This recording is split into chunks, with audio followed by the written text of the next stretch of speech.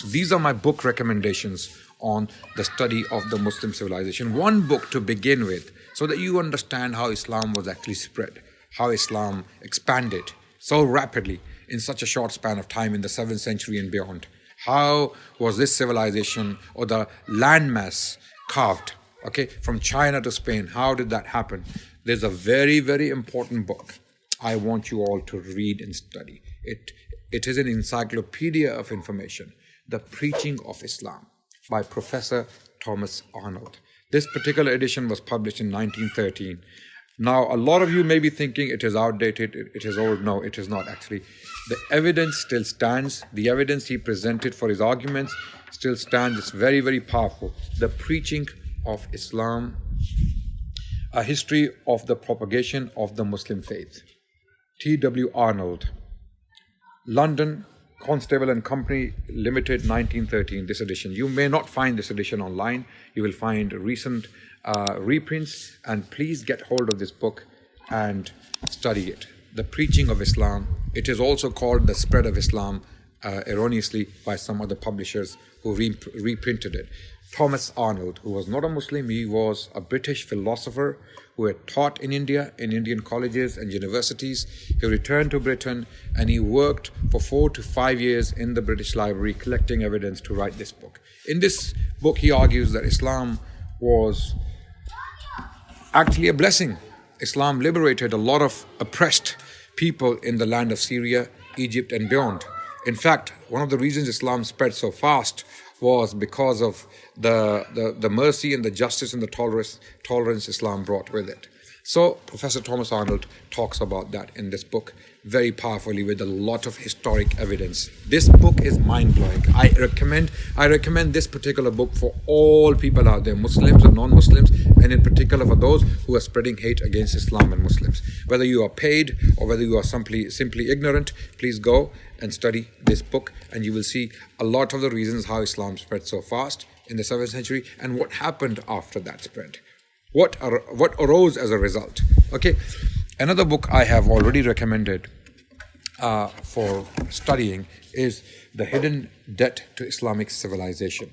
Okay, this book is important because once you understand how Islam spread so fast from China to Spain, having read this book, The Preaching of Islam by Thomas Arnold, then you have to understand what happened afterwards, after this spread, what occurred. And this is what occurred. Hidden Debt to Islamic Civilization, a very powerful book. S.E. Al-Jazairi. Al-Jazairi spelled a bit funny. A-L-D-J-A-Z-A-I-R-I.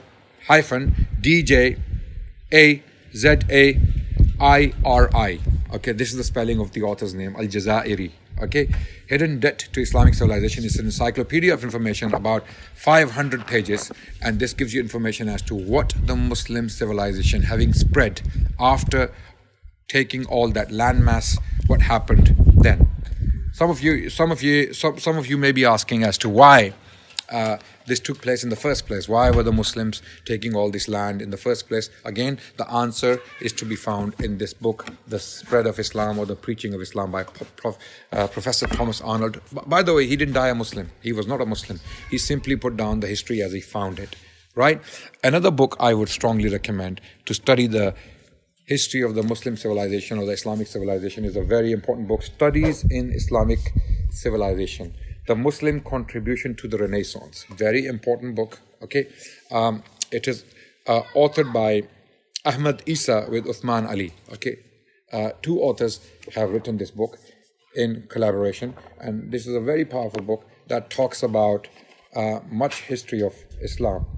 So I don't think I have time to read the contents, but some of the contents mentioned, for example, fields like agriculture and technology, flowering of Islamic learning, the sciences, medicine, Arabic literature, Persian literature, the arts, the Ottoman contribution to the Islamic civilization, Islamic impact on the Renaissance. So this will give you a lot of powerful evidence on the civilization of Islam. So this is another book, Science in Medieval Islam, an Illustrated Introduction by Howard R. Turner. This has been published by the Texas University Press.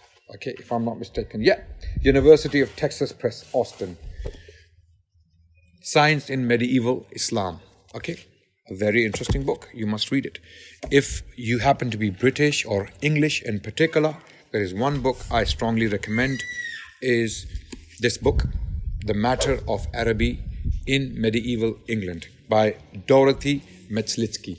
Dorothee Metzlitsky, she specifically talks about what the Arabic science did in medieval England in particular, not Germany, not France, England in particular, whereby English scholars had learnt the Arabic language to study the Islamic sciences, sciences such as philosophy, astronomy, alchemy, and other, for example, mathematics, Islamic instruments made in Islamic Spain, and all of that. Of course, the religion was put aside because the Catholic clergy at the time were very hostile to Islam and Muslims.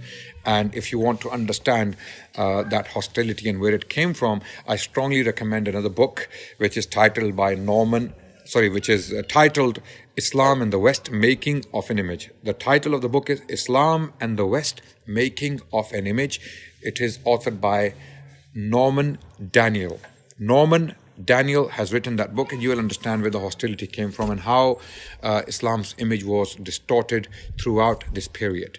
For almost 1,000 years, the Catholic Church and the clergy, even the Protestants later on, were deliberately tarnishing the name of Islam as late as the 18th century. It was only in the 19th century when some European scholars realized, hold on, enough is enough. We have said a lot of bakwas about Islam and the Prophet of Islam, so we need to put the record straight. Hence, works such as An Apology for Muhammad and the Quran were produced by John Davenport. John Davenport, he wrote this book titled An Apology for Muhammad and the Quran.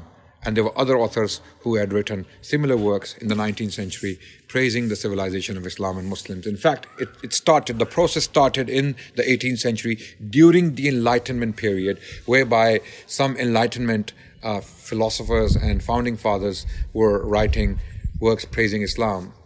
For example, one of those examples was Adam Smith. You can find him on the back of the 20-pound note to this day.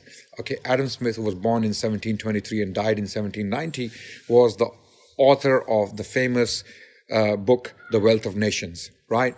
He had paid lavish tributes to the Muslim civilization in his essays on astronomy, for example. Another author I would like to mention is Edward Gibbon, the author of The Decline and the Fall of the Roman Empire. He praised the Muslim civilization, although he criticized a lot of it as well, but at the same time he praised the Muslim civilization for its achievements, right? So this process had started during the Enlightenment period. Praising Islam before that could amount to losing your life, right? So European scholars started to break free from the Catholic and the Protestant and the strictly speaking Christian tradition on Islam, and they started to read books. They read Islam and the history of Islam on its own terms, and they found more reasons to be sympathetic and more reasons to be objective. Another book, which is a short book by Montgomery Watt. Montgomery Watt has written this book, The Influence of Islam on Medieval Europe. The Influence of Islam on Medieval Europe, very important work for you to understand how Islam influenced the European or the Western civilization. Much of the Western civilization is highly indebted to Islam and what Muslims had done in those 1,000 years I'm talking about. Another very powerful, important book, although quite complicated, technical and detailed, very academic, is The Enterprise of Islam, The Enterprise of Science in Islam. Okay, New Perspectives, The Enterprise of Science in Islam. Okay, and this particular book has been published by, if I'm not mistaken, the publisher is the MIT Press. The MIT Press is an academic work, very, very powerful, very important, and here scholars discuss the enterprise of science in Islam. And this is another book, finally, very powerful, Britain and the Islamic World. I want you to read this book. It is written or co-authored by Gerald MacLean and Nabil Matar. Very good authors, academic authors.